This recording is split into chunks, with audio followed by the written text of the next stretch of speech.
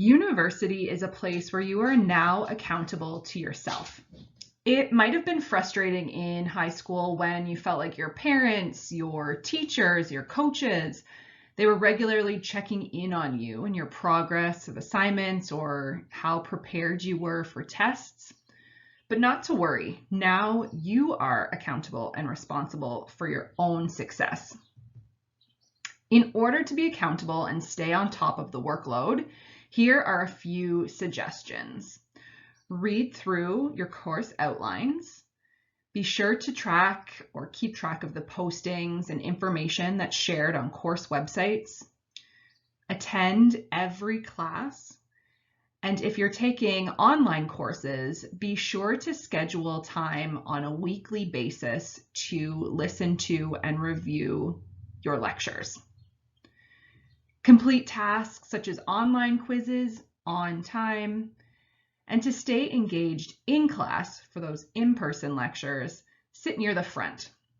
For all of your courses, review notes from the previous lecture on a consistent basis, and ask learning counselors if you need any help in terms of getting more out of your lecture.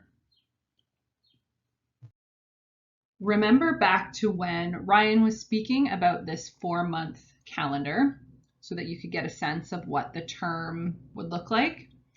If you haven't yet, be sure to go back to this 4-month calendar, download it, and write down all of your due dates for your courses, when there's tests, assignments, when your midterms are coming up.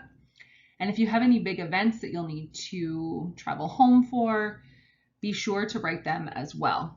This will help you to keep track of all of those tasks. They'll help you to be accountable and meet your goals. Another helpful strategy for staying on top of your work, managing a university workload, and being accountable to yourself is to set goals. A great time to set those goals is at the beginning of each term. Some helpful questions as you consider your academic goals are to ask yourself, what are the goals you have for each course? Are there specific marks that you need to achieve to continue in the module, program, specialization, or major that you're enrolled in?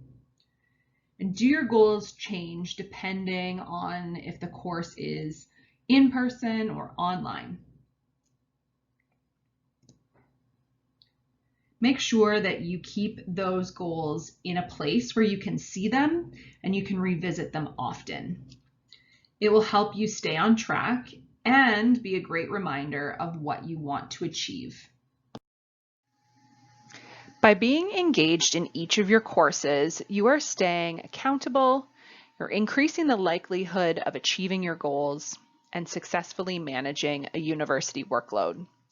As Ryan mentioned earlier, the speed, volume, and workload will be different from high school and will give you many opportunities to be engaged in your academics. Remember back to high school, whether that was last year or 10 years ago, your attendance was checked daily. Now in university, it is less common that your professors or teaching assistants will be checking your attendance, although attendance is checked in some classes. How will you stay engaged with your courses and make sure that you're attending lectures, tutorials, and labs every week? In high school, your homework might have been submitted for marking and to check your comprehension to see how you are doing. Now, you will have practice questions that are recommended for you to complete, but you probably won't be submitting them or have them graded. In high school, reading from the textbook or handouts from class would have been built into class time. Now you will find the readings for each week in your course outlines, and it's up to you to regularly check this list and make sure the readings are complete. You can see how much flexibility you have in your learning and in your time.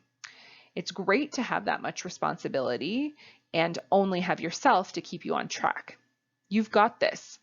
Being engaged and setting goals are great tools to keep you accountable. In order to successfully manage a university workload, it does not mean you have to eliminate things that you love doing. Instead, it's important to create a balance between your schoolwork and your non-academic tasks that you find enjoyable or relaxing activities, and to give yourself a break from studying. Ryan mentioned using a weekly calendar to manage your time. Go back to that calendar you created in that activity and include non-academic tasks like sleep, eating nutritious meals, exercise, finding time for that social aspect in your life, time for hobbies, being outside. It's easy to take these activities and tasks for granted and assume that we'll find time no matter what to get those or to fit those into your day. They're often the first things to be cut when we're trying to find time for academic tasks. Using planning tools like that weekly calendar to manage your time and ensure balance is key to your academic and mental well-being. So again, use this weekly calendar to jot down those non-academic tasks. Often those are the things that we cut first when we're trying to find time for school.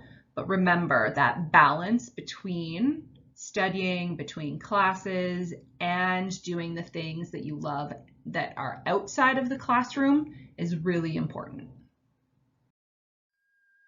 To create balance, check in with the goals that you created for each course. A great question to ask yourself is what will be required when thinking of time and effort to meet those goals and be successful. You want to be sure that there is balance in your life in the day-to-day by finding time for academics and the things you enjoy outside of classes and studying. In order to find motivation, stay on track, and meet your goals, a balance really is essential to your well-being. As you think of the time and effort it will take for you to meet your goals and the importance of finding balance, take a moment to pause and reflect on what might be some distractions for you while you're at university. What are the things, the activities, the people that might influence your ability to meet your goals? Or in other words, that might take you out of that balance. Succeeding at university and managing the workload requires time and effort. Think about how you will manage those potential distractions.